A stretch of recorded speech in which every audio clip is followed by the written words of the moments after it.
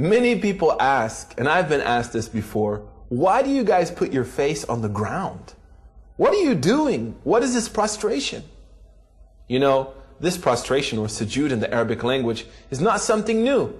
If you look, for example, in the Christian New Testament, the book of Matthew, chapter 26, verse 39, you'll find Jesus described there as prostrating and beseeching his Lord for his bounties. In the Old Testament, we find the great prophets, such as Abraham and Moses and David, peace be upon all of them, described as prostrating and beseeching their Lord. What this shows us is that Islam is not a new message. Islam is not the invention of Muhammad, peace be upon him. But Islam is the message of all of the prophets. And the prophecy of Muhammad is the culmination of that prophetic message. It represents the zenith of the prophetic message to humanity. Now, what I would like you to do is try to imagine a way that you would show your submission to God. What would you do? What act would you exhibit if you wanted to show your submission to God? Is there any greater act than the act of prostration? I challenge you to prostrate to your Creator. Malcolm X, a famous convert to Islam, said the most difficult thing he had to do when he became a Muslim was to destroy the arrogance in his soul and prostrate to his Lord. And he said the reason that it was difficult was not because of his arrogance, but he knew that once he prostrated to his Lord and he tasted the sweetness of that prostration and submission, he would never prostrate to anything else again.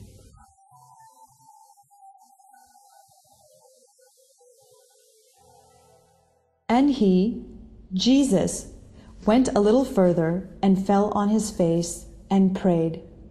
The Bible, Matthew 26:39. Allahu Akbar, Allahu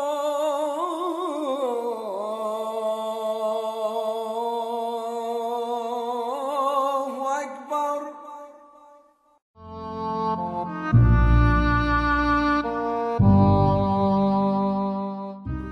A Muslim is supposed to pay a financial obligation called zakah. All Muslims should spend 2.5% of their cash savings that were unused for a whole year on the poor, the needy, the homeless, and the orphans. In the early ages, zakah played a major role in freeing slaves. Muslims used it to buy slaves and free them on the spot. 5 to 10% of any agricultural income. 5% is the percentage applied on those who have irrigation systems. 10% is the percentage applied on those who have no irrigation systems, but they depend on rain because they don't have much costs coming out of their pockets. 20% of any extracted resources or minerals, like petroleum, which means that governments, before they go buy arms and weapons for their armies, according to this ritual, they should spend at least 20% of their resources on the poor, the needy, the hungry people, and the homeless. And guess what? This is not a charity.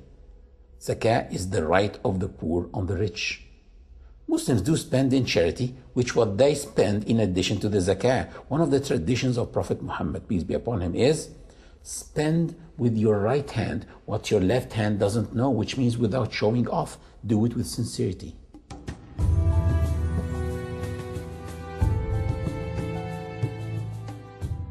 Muslims fast the month of Ramadan, which is the 9th month in the lunar calendar. In Ramadan, Muslims do not eat, drink, nor engage in any sexual activity from dawn till sunset. At dawn, one controls himself from approaching the lawful, eating, drinking, or any sexual activity with his wife.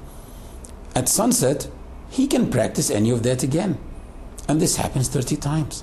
At dawn, one controls himself. By sunset, he can practice any of that again. And next day, control. Practice, control, practice. Do you see what I'm doing? Looks like a workout. After 30 days, one becomes behind the wheel, driving this body, not his body driving him. He becomes in control of his stomach and his sexual organs. Fasting is a ritual of worship that enhances your patience and perseverance through the discipline. Allah said in the Quran about fasting, O you who believe, fasting has been prescribed on you as it was prescribed on those before you, that you might guard yourselves.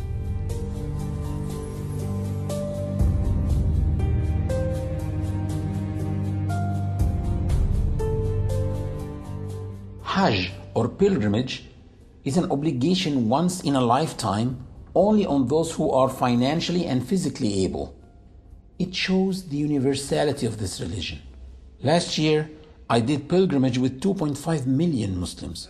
We were all moving together from one place to the other, eating together, worshiping together, praying together, and wearing the same simple clothes together. Anyone besides you can be a millionaire, an owner of a chain of restaurants in his country, or a very poor person. Nobody knows, simply because we are all the same. Hajj has changed the lives of so many people, like Malcolm X, who struggled for the rights of blacks in the United States and suffered from discrimination and racism, which in turn led him to have a negative perception of white people.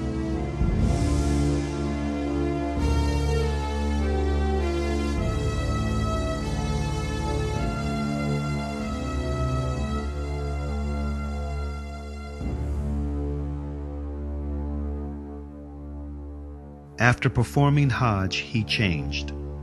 He wrote a letter to his loyal assistants in his newly formed Muslim mosque in Harlem, asking them to duplicate it and distribute it to the press.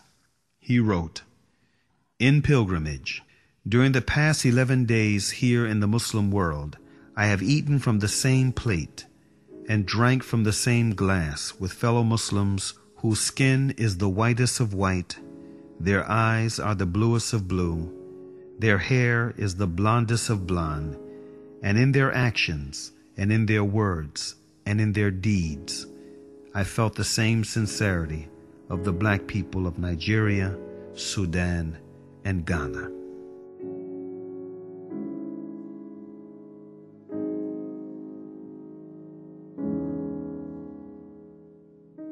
Peace, justice, and security can be attained only when man knows the purpose of his creation. That purpose is to turn to one's Creator, to turn to the one and only God, Allah.